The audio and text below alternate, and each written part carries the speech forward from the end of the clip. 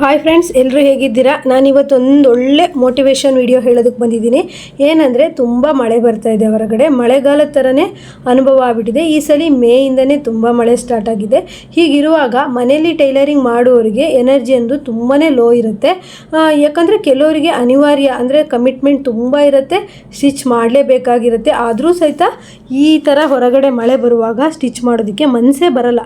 ನಾನಿವತ್ತು ಒಂದು ಒಳ್ಳೆ ಮೋಟಿವೇಶನ್ನೊಂದಿಗೆ ನಿಮಗೆ ಹೇಗೆ ಮನೇಲೇ ಇದ್ರೂ ಸಹಿತ ಶಾಪಲ್ಲಿ ಕೆಲಸ ಮಾಡೋ ರೀತಿನೇ ನಾವು ಮನೇಲಿ ಸ್ಟಿಚ್ ಮಾಡಬೇಕು ಅಂತೇಳ್ಬಿಟ್ಟು ಈ ವಿಡಿಯೋದಲ್ಲಿ ಹೇಳ್ತೀನಿ. ಹಾಗೆ ನಾನು ಒಂದೊಂದೇ ಬ್ಲೌಸು, ನಾನು ಈ ಮಳೆ ಹೊರಗಡೆ ಅಷ್ಟು ಸುರಿತಾ ಇದ್ರು, ಒಳಗಡೆ ತುಂಬ ಚಳಿ ಆಗ್ತಾಯಿದ್ರು, ಇಂಟ್ರೆಸ್ಟು ಅಷ್ಟೊಂದು ಬರಲ್ಲ. ಈಗ ನಮಗೆ ಇಷ್ಟೆಲ್ಲ ಬಟ್ಟೆ ಹೊಲಿಯೋ ನಮಗೆ ಅಯ್ಯೋ ಹೊಚ್ಕೊಂಡು ಮಲ್ಕೊಬಿಡೋಣ ಅನ್ನೋ ಥರ ಅನುಭವ ಆಗ್ತಾ ಇರುವಾಗ, ಸ್ವಲ್ಪ ಬಟ್ಟೆ ಇದ್ದಾಗ ಈಗೀಗ ಟೈಲರಿಂಗ್ ಕಲ್ತವರಿಗೆ ಅವ್ರಿಗೆ ಇನ್ನೇನು ಥರ ಆಗ್ತಾ ಇರುತ್ತೆ ಹೇಳಿ. ಅದಕ್ಕೆಲ್ಲದಕ್ಕೂ ನಾನು ಇವತ್ತೊಂದು ಒಳ್ಳೆ ಮೋಟಿವೇಶನ್ ವಿಡಿಯೋನ ಹಾಕಿದ್ದೀನಿ. ಹಾಗೆಯೇ ಒಳ್ಳೆ ನಿಮಗೆ ಒಂದು ಬಟ್ಟೆ ಹೊಲಿಯೋಕ್ಕೆ ಇಂಟ್ರೆಸ್ಟ್ ಬರುವ ರೀತಿ ಒಂದೆರಡು ಮೋಟಿವೇಶನ್ ನಿಮಗೆ ನಾನು ಹೇಳ್ತೀನಿ ಟಿಪ್ಸ್ಗಳನ್ನು. ಮಿಸ್ ಮಾಡದೆ ವಿಡಿಯೋನ ಕೊನೆವರೆಗೂ ನೋಡಿ. ಹಾಗೆ ಹೊಸಬ್ರು ಯಾರಾದರೂ ನಮ್ಮ ವಿಡಿಯೋ ನೋಡ್ತಾ ಇದ್ದರೆ ಸಬ್ಸ್ಕ್ರೈಬ್ ಮಾಡ್ಕೊಳ್ಳಿ. ಹಾಗೆ ವಿಡಿಯೋಕ್ಕೊಂದು ಲೈಕ್ ಕೊಡಿ. ನೋಡಿ, ಇದು ಫ್ರಂಟ್ ಬೆಲ್ಟು ನಾನು ಬ್ಲೌಸು ಸ್ಟಿಚ್ ಮಾಡಿದ್ದೀನಿ ಇವತ್ತು. ಹಾಗೆಯೇ ಈ ಬ್ಲೌಸ್ ಕಟ್ಟಿಂಗನ್ನು ಸದ್ಯದಲ್ಲೇ ನಾನು ತುಂಬ ಚೆನ್ನಾಗಿ ಅರ್ಥ ಆಗುವಾಗೆ ನಿಮಗೆ ಪೇಪರ್ ಕಟ್ಟಿಂಗ್ ಮಾಡಬೇಕಾ ಅಥವಾ ಬಟ್ಟೆ ಮೇಲೆ ಕಟ್ಟಿಂಗ್ ಮಾಡಬೇಕಾ ಅಂತ ನನಗೆ ಕಮೆಂಟ್ ಮಾಡಿ.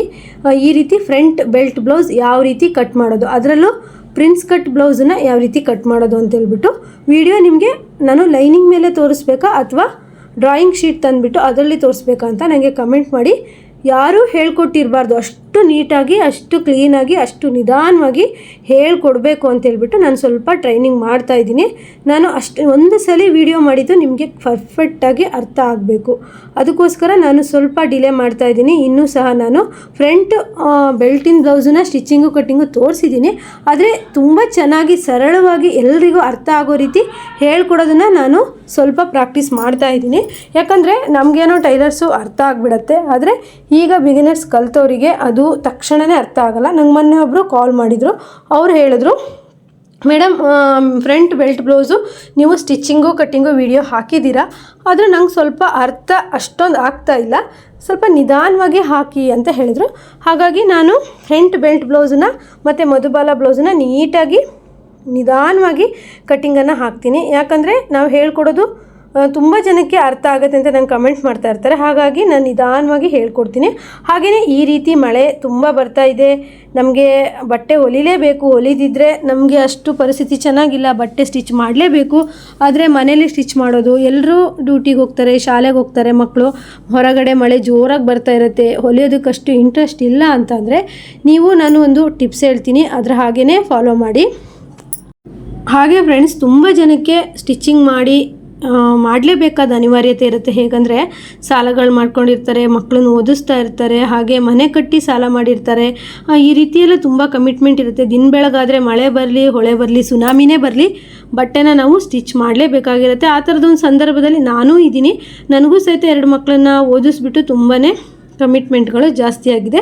ಸಂಘಗಳಲ್ಲೆಲ್ಲ ಸ್ವಲ್ಪ ನಾನು ಸಾಲಗಳನ್ನು ತೆಗೆದಿದ್ದೀನಿ.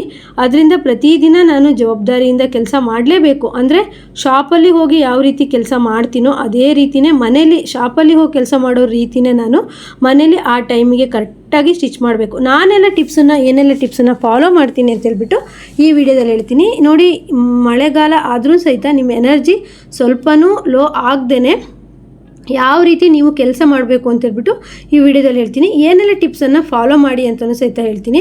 ತುಂಬಾ ಅನಿವಾರ್ಯ ಇದ್ದವರಿಗೆ, ಕೆಲಸ ನಾವು ಟೈಲರಿಂಗ್ ಕೆಲಸ ಮಾಡಿದ್ರಷ್ಟೇ ನಮ್ಮ ಫ್ಯಾಮಿಲಿ ನಡೆಯೋದು ಅನ್ನೋರಿಗೆ ಅದು ಅನಿವಾರ್ಯ ಆಗಿರುತ್ತೆ. ನಮ್ಮ ಕಷ್ಟ ನಮಗೆ ದಿನ ಬೆಳಗ್ಗೆ ಬೇಗನೆ ಎಬ್ಬಿಸ್ಬಿಡುತ್ತೆ. ಆದರೆ ನಾನು ಬಟ್ಟೆ ಹೊಲಿಯೋದ್ರಿಂದ ಅಷ್ಟೊಂದೇನು ಕಮಿಟ್ಮೆಂಟ್ ಇಲ್ಲ, ನಾನು ದುಡ್ದೇ ಇರೋದು ನನಗೇ ಆಗುತ್ತೆ ಅನ್ನೋರಿಗೆ ನಾನು ಏನು ಹೇಳೋದು ಅಂತಂದರೆ, ನೀವು ಒಂದು ಗೋಲ್ಡ್ ಶಾಪಿಗೆ ಒಂದು ತಿಂಗಳ ಇಷ್ಟು ಕಟ್ತೀನಿ ಅನ್ನೋದನ್ನು ಮಾಡ್ಕೊಳ್ಳಿ. ಅಥವಾ ಸಣ್ಣದಾಗಿ ನೀವು ಯಾವುದಾದ್ರೂ ಒಂದು ಸಂಘಗಳಲ್ಲಿ ಒಂದು ಅಮೌಂಟ್ ತಗೊಳ್ಳಿ. ಆಗ ನಿಮಗೆ ಒಂದು ಜವಾಬ್ದಾರಿ ಬರುತ್ತೆ, ನಾನು ಇಷ್ಟು ಬಟ್ಟೆನ ಇಷ್ಟು ದಿವಸಕ್ಕೆ ಸ್ಟಿಚ್ ಮಾಡಿ ಕೊಡಬೇಕು, ಕೊಟ್ಟರೆ ನನಗೆ ಸಂಘಗಳಿಗೆ ಕಟ್ಟೋಕ್ಕಾಗಲಿ, ಗೋಲ್ಡು ಅಂಗಡಿ ಕಟ್ಟೋಕ್ಕಾಗಲಿ, ಈ ರೀತಿ ಬೇಕು ನನಗೆ ಅಮೌಂಟು ಅಂತ ಹೇಳ್ಬಿಟ್ಟು ನಿಮಗೆ ಒಂದು ಕೆಲಸ ಮಾಡೋದಕ್ಕೆ ಇಂಟ್ರೆಸ್ಟ್ ಬರುತ್ತೆ. ಇಲ್ಲ ನನಗೆ ಸಂಘಗಳು ಯಾವುದೂ ಇಲ್ಲ, ನನಗೆ ಗೋಲ್ಡಿಗೂ ಸಹಿತ ನಾನೇನು ಕಟ್ಟೋದಿಲ್ಲ, ಎಲ್ಲ ನಮ್ಮ ಮನೆಯವ್ರು ಕೊಡ್ತಾರೆ ಅನ್ನೋರಿಗೆ ಅಷ್ಟೊಂದೇನು ಪ್ರಾಬ್ಲಮ್ ಇಲ್ಲ, ಅವರು ಆರಾಮಾಗಿ ಹೊಲಿಬೋದು. ಆದರೆ ಕಮಿಟ್ಮೆಂಟ್ ತುಂಬ ಇರುತ್ತೆ, ಬಟ್ಟೆ ಹೊಲಿಯೋಕ್ಕೆ ಇಂಟ್ರೆಸ್ಟೇ ಬರಲ್ಲಪ್ಪ. ನನಗೊಬ್ಬರು ಕಾಲ್ ಮಾಡಿದರು, ರಾತ್ರಿ ಎಲ್ಲ ಬಟ್ಟೆನೂ ಕಟ್ ಮಾಡಿ ಇಟ್ಕೊಂಡಿದ್ರಂತೆ, ಬೆಳಗ್ಗೆ ಅವರಿಗೆ ಅನಾರೋಗ್ಯ ಸಮಸ್ಯೆ ಆಯ್ತಂತೆ. ಈ ರೀತಿ ಹೊಲಿಲೇಬೇಕು, ನಾನು ಗಂಡನಿಗೆ ಒಂದು ಸಪೋರ್ಟಾಗಿ ನಿಲ್ಲಬೇಕು ಅನ್ನೋರಿಗೆ ಈ ರೀತಿ ಆರೋಗ್ಯ ಕೈ ಕೊಡುತ್ತೆ. ಆರೋಗ್ಯ ಎಲ್ಲ ಚೆನ್ನಾಗಿದ್ದು ಮಕ್ಕಳೆಲ್ಲ ಶಾಲೆಗೆ ಹೋಗಿ ಗಂಡ ಡ್ಯೂಟಿಗೆ ಹೋಗಿ ನಾವು ಮನೇಲಿ ಒಬ್ಬರೇ ಇರ್ತೀವಿ ಅಂದರೆ ಸುಮ್ಮನೆ ಕೂತಾಗ ಬೇಡದೇ ಇರೋ ಚಿಂತೆಗಳು ನಮ್ಮ ತಲೆಯಲ್ಲಿ ಬರುತ್ತೆ. ನಮಗೆ ನಿಜವಾಗೂ ಟೈಲರಿಂಗ್ ಇಷ್ಟ ಇದೆ, ನಾನು ಟೈಲರಿಂಗ್ ಮಾಡಬೇಕು ಅನ್ನೋರು ಸುಮ್ಮನೆ ಅಂತೂ ಕೂರಬೇಡಿ. ಈಗಂತೂ ಯೂಟ್ಯೂಬ್ ಚಾನಲೆಲ್ಲ ಎಷ್ಟು ನಿಧಾನವಾಗಿ ಎಷ್ಟು ಚೆನ್ನಾಗಿ ಒಬ್ರಿಗಿಂತ ಒಬ್ಬರು ಟೈಲರ್ಸು ವೀಡಿಯೋಸನ್ನು ಹಾಕ್ತಾ ಇರ್ತಾರೆ. ನೋಡಿಬಿಟ್ಟು ನೀವು ನಿಧಾನವಾಗಿ ಕಲೀರಿ. ಯಾಕಂದರೆ ನಾವೀಗ ಏಜಲ್ಲಿ ದುಡ್ದು ಆ ಅಮೌಂಟನ್ನು ಇಟ್ಕೊಳ್ತೀವಿ ಬಿಟ್ಟರೆ ನಮಗೊಂದು ಏಜ್ ಮುಗಿದ್ಮೇಲೆ, ಈಗಂತೂ 35-38 ಆಗೋತ್ತಿಗೆ BP, ಶುಗರು, ಇನ್ನು ಯಾವುದ್ಯಾವುದೋ ರೋಗಗಳೆಲ್ಲ ಬರುತ್ತೆ. ಅಷ್ಟರ ಒಳಗಡೆನೇ ನಾವು ಸ್ವಲ್ಪ ಅಮೌಂಟನ್ನು ದುಡಿದ್ಬಿಟ್ಟು ಸೇವ್ ಮಾಡಿ ಇಟ್ಕೊಳ್ತೀನಿ ಅನ್ನೋದಾದರೆ ಒಳ್ಳೆ ಅವಕಾಶ. ಈಗೆಲ್ಲ ಹೇಗಂದರೆ ಸೋಷಿಯಲ್ ಮೀಡಿಯಾಗಳಲ್ಲಿ ನೀವು ಯಾವ ಡಿಸೈನ್ ಕಸ್ಟಮರ್ ಕೊಡಲಿ ನೀವು ನೋಡಿಬಿಟ್ಟು, ಅಕಸ್ಮಾತ್ ನಂಗೆ ಕಟ್ಟಿಂಗು ಸ್ಟಿಚಿಂಗು ಗೊತ್ತಿಲ್ಲ ಅಂದರೂ ಸಹಿತ ನೋಡಿಬಿಟ್ಟು ಕಲಿಬೋದು. ಹಾಗಾಗಿ ನಾ ಹೇಳೋದು, ನಿಮಗೆ ಆಸ್ತಿ ಇರಲಿ ಏನೇ ಇರಲಿ, ನೀವು ದುಡಿಯೋ ವಯಸ್ಸಲ್ಲಿ ದುಡ್ದಿರಿ, ಸ್ವಲ್ಪ ಅಮೌಂಟ್ ಸೇವ್ ಮಾಡಿರಿ. ಎಷ್ಟು ದುಡ್ಡಿದ್ರೂ ಕುತ್ಕೊಂಡು ತಿಂದರೆ ಅದು ಸಾಲಲ್ಲ ಅಂತ ಹೇಳ್ತಾರೆ ನೋಡಿ. ನಾವು ಮಳೆಗಾಲ ಆದರೂ ಯಾಸ್ಮೀನು, ನಾನು, ಮತ್ತೊಬ್ರು ಇದ್ದಾರೆ, 3 ಜನನು ಮಾತಾಡ್ಕೊತ ಖುಷಿಯಾಗಿ ಸ್ಟಿಚ್ ಮಾಡ್ತೀವಿ. ಅವ್ರವ್ರ ಕೆಲಸನ ಅವ್ರವ್ರು ಮಾಡ್ತೀವಿ. ನನಗೂ ಅಷ್ಟೇ, ಮನೇಲಿ ಒಬ್ಬಳೇ ಇದ್ದೆ ಅಂದರೆ ಬಟ್ಟೆ ಹೊಲಿಯೋದಕ್ಕೆ ಇಷ್ಟನೇ ಆಗೋದಿಲ್ಲ. ಹಾಗಾಗಿ ನಾನು ಯಾಸ್ಮಿನ್ನು, ಹಾಗೆ ಮತ್ತೊಬ್ಬರು ಉಷಾ ಅಂತ ಬರ್ತಾರೆ, ಇವರೆಲ್ಲರ ಜೊತೆಗೂ ಮಾತಾಡ್ಕೊತ ಖುಷಿಯಿಂದ ಬಟ್ಟೆ ಸ್ಟಿಚ್ ಮಾಡ್ತೀನಿ. ಇದು ನನ್ನೊಂದು ಎನರ್ಜಿಗೆ ಒಂದು ಕಾರಣನೇ ಅನ್ಬೋದು. ನಾವು ಒಬ್ಬರೇ ಇದ್ದಾಗ ನಮಗೆ ಬೇಡದೇ ಇರೋ ಚಿಂತೆಗಳಾಗಲಿ ಬೇಡದೇ ಇರೋ ಆಲೋಚನೆಗಳಾಗಲಿ ಬರುತ್ತೆ. ಒಬ್ಬರೇ ಇದ್ರೂ ನೀಟಾಗಿ ಕೆಲಸ ಮಾಡ್ತಾರೆ. ಅಕಸ್ಮಾತ್ ನೀವು ಒಬ್ಬರೇ ಇದ್ದೀರಾ, ನಂಗೆ ನಿದ್ದೆ ಬರುತ್ತೆ, ಹೊಲಿಯೋಕ್ಕಾಗಲ್ಲ ಅಂದರೆ ನಿಮ್ಗೆ ಇಷ್ಟವಾದ ಒಂದು ಸಂಗೀತನ ಹಾಕೊಂಡು ಕೇಳ್ಬೋದು, ಇಷ್ಟವಾದ ಒಂದು ಆಡಿಯೋ ಕೇಳ್ಬೋದು. ನಾನು ಒಬ್ಬಳೇ ಟೈಲರಿಂಗ್ ಮಾಡುವಾಗ ಅದೇ ರೀತಿ ಮಾಡ್ತಾ ಇದ್ದೆ. ಈಗೂ ಸಹಿತ ಬೆಳಗ್ಗೆನೇ ನಾನು ಬೇಗ ಎದ್ಬಿಟ್ಟು ಕೆಲಸಗಳೆಲ್ಲ ಮುಗಿಸ್ಕೊಂಡು, ಬೇಕಾದರೆ ನಂಗೆ ತುಂಬ ಸುಸ್ತಾಗಿದ್ರೆ 10 ನಿಮಿಷ ನಾನು ರೆಸ್ಟ್ ಮಾಡಿ ಬೇಕಾದರೆ ಸ್ಟಿಚ್ ಮಾಡೋಕ್ಕೆ ಶುರು ಮಾಡ್ತೀನಿ. 10 ನಿಮಿಷ ರೆಸ್ಟ್ ಮಾಡಿ ನಾವು ಮತ್ತೆ ಉಳಿದಿರೋ ಟೈಮನ್ನು ಎನರ್ಜಿಯಾಗಿ ಬಳಸ್ಕೋಬೋದು. ಆದರೆ ಸುಮ್ಮನೆ ಕೂತಂತೂ ಟೈಮನ್ನು ವೇಸ್ಟ್ ಮಾಡೋದಿಲ್ಲ. ಹಾಗಾಗಿ ನೀವು ಚಿಕ್ಕದಾಗಿ ಒಂದು ಸಂಘಗಳಲ್ಲಿ ಸಾಲ ತೊಗೊಳ್ಬೋದು, ಅಥವಾ ಗೋಲ್ಡ್ ಶಾಪಿಗೆ ಕಟ್ಟೋಕೆ ಮಾಡಿಕೊಂಡ್ರೆ ನೀವು ನಾನು ಇಷ್ಟು ದಿವಸಕ್ಕೆ ಇಷ್ಟು ಬಟ್ಟೆ ಹೊಲಿದ್ಬಿಟ್ಟು ಕಟ್ಟಬೇಕು ಅನ್ನೋ ಒಂದು ಜವಾಬ್ದಾರಿ ಬರುತ್ತೆ.